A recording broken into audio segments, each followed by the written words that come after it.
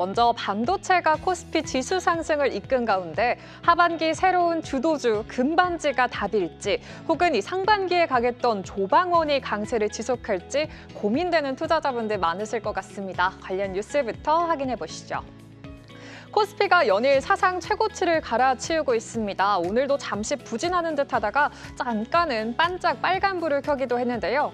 하지만 지수는 이렇게 매일 빨간불에 올 들어서 엄청 잘 간 것 같은데 왜 내 주식 수익률은 아직 이 정도지? 하는 투자자분들도 계실 것 같습니다.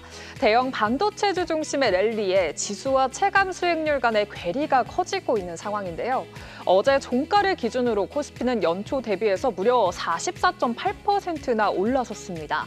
작년에 여러 리스크를 소화하면서 최악의 증시, 글로벌 주요 증시 수익률 꼴찌를 기록했던 것과는 정말 상반되는 흐름인데요. 독일 닥스 지수가 18%대, 중국 상해 종합지수 역시 18%대, 일본의 니케이가 16%, S&P 500이 미국에서 13%대 상승에 그친 것과 비교하면 우리 증시가 단연 돋보이는 성과를 냈습니다. 하지만 이렇게 화려한 지수 수익률 뒤에는 그림자도 있는데요. 어제 코스피 안에서는 상승한 종목이 194개, 하락한 종목은 686개로 하락 종목이 압도적으로 많았습니다. 등락 비율, ADR 지표 역시 100을 넘기지 못하면서 이렇게 지수는 고공행진을 이어가지만 투자자 체감은 여전히 답답하다는 평가가 나올 수밖에 없다는 분위기인데요. 과거 2차 전지주나 비트코인이 잘 갈 때 관련 자산을 보유하지 못한 이 포모가 온다는 표현이 굉장히 많았는데 이제 그 주인공이 반도체가 됐습니다. 그도 그럴 것이 지난 한 달을 기준으로 봤을 때 지수를 끌어올린 건 소형 대형주, 특히 반도체주였는데요. 8월 21일부터 한 달간 외국인은 SK하이닉스를 2조 원어치, 삼성전자를 3조 2천억 원 넘게 사들이면서 두 종목의 주가는 각각 43%, 18%대 급등했고요. 이에 반해서 코스피 전체 순매수액 6조 원 가운데 80% 이상이 이 두 종목에 몰리면서 사실상 반도체 투톱이 이 지수 상승을 끌어올렸다고 풀어볼 수가 있겠습니다. 그리고 주도 업종의 교체 흐름도 두드러지고 있죠. 상반기에는 조선과 방산, 원전, 이른바 조방원이 시장을 이끌었다면 하반기에는 금융과 반도체, 지주사까지 금반지가 새로운 주도주로 떠올랐는데요. 여기에 반도체와 바이오, 또 지주사인지 2차 전지인지 갑론을박은 있지만 일단 이들을 한데 묶은 반바지 역시 시장의 새로운 키워드로 부각되고 있습니다. 하지만 잠시 쉬어가는 듯하던 조방원이 고개를 내밀면서 존재감을 과시하기도 했는데요. 하지만 늦게 올라탔더니 나만 낙동강 오리알 신세가 되는 것 아닌가 하는 투자자분들의 소외감이 커지고 있는 상황이라서 선뜻 어떤 키워드가 맞는 건지 어렵게 느껴지실 것 같습니다. 증권가에선 현 시점 투자 전략은 반도체 비중을 일정 부분 유지하면서도 금융이나 지주사 같은 전통업종과 실적 기반의 성장주를 적절히 섞어서 분산 투자를 강화하는 게 필요하다는 조언이 나오고 있는데요. 과연 우리는 어떤 투자 전략으로 포트폴리오를 채워가야 할까요? 잠시 후에 전문가 분석으로 만나보시죠. 다음 시그널도 체크해 보도록 하겠습니다. 주도주가 너무 올라서 부담스러우시다면 상승 여력이 많이 남은 소외주들엔 어떤 것들이 있을까요? 그리고 그 섹터와 종목 안에서 옥석 가려보도록 하겠습니다. 바닥 따지고 점프하는 상승 동력 품은 소외주들 살펴보시죠. 반도체 쏠림 장세 속에서 소외 업종의 기회를 함께 짚어볼 텐데요. 시장에선 석유화학과 유통주가 그 주인공으로 떠오르고 있습니다.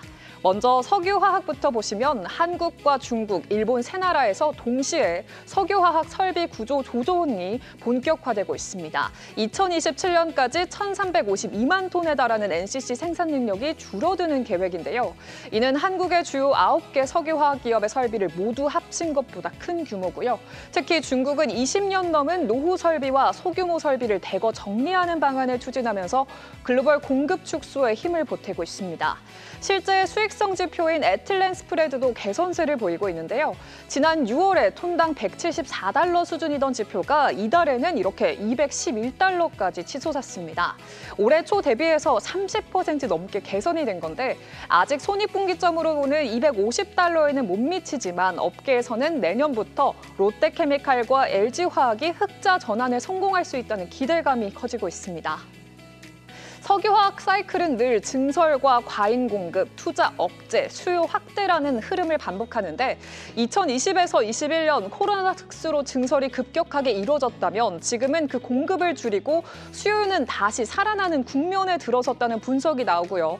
이 때문에 이번 구조조정은 사상 최대 규모이자 K석유화학 기업들에게는 오히려 기회가 될 수 있다는 평가가 제기되고 있습니다. 이어서 소비와 유통업종도 살펴보시죠. 8월 소비자 심리지수가 무려 111.4를 기록하면서 7년 7개월 만에 최고치를 갈아치웠습니다. 코로나19 리오프닝 시점보다도 더 높은 수치인데요. 정부가 총 12조 원 넘는 민생 회복 소비 쿠폰을 풀면서 단기 소비 진작 효과가 나타났고 전반적인 경기 심리 개선까지 겹치면서 이렇게 내수 회복세가 가팔라진 겁니다. 또 유통업계도 해외에서 활로를 찾고 있는데요. 신세계는 도쿄 시부야 109에 팝업 스토어를 열고 K-패션 브랜드를 선보였고요. 현대백화점은 일본 파르코 시부야점에 정규 매장을 열었습니다. 국내 백화점이 일본에 정식 매장을 연 건 이번이 처음인데요. 이렇게 시부야 상륙 작전까지 펼치고 있는 백화점주. 내년 상반기에는 오모테산도의 대규모 플래그십 스토어도 계획 중에 있습니다. 대만에서도 팝업 스토어를 열면서 더 현대 글로벌 사업을 본격화하고 있는데요. 한편 증권가의 전망도 밝은 상황입니다. NH투자증권은 소비심리 회복세가 유통주에 호실적으로 이어질 것이라고 내다봤는데요.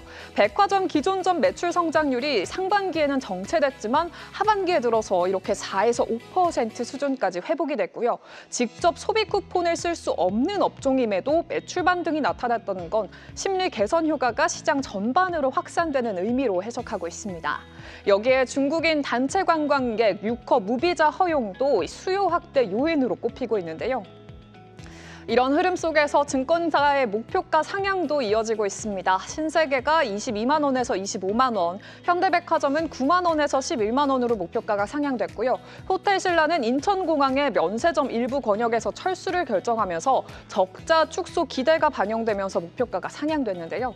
결국에 투자자분들 입장에서 중요한 건 반도체 쏠림 장세에 무작정 올라타는 것보다 구조조정 효과가 본격화될 석유화학 그리고 소비 회복 수혜가 기대되는 유통처럼 아직 상대적으로 저평가된 업종으로 분산 투자를 하는 전략으로 챙겨가는 게 중요하다는 전문가의 조언도 나오고 있습니다. 앞으로 증시가 여전히 반도체가 강세를 이끌지 그리고 또 옆으로는 눈을 돌리면 더 많은 기회가 기다리고 있다는 점 함께 고민해 봐야 할 텐데요. 함께 투자 전략도 세워보시죠. 오늘 장 마켓 시그널 만나봤습니다.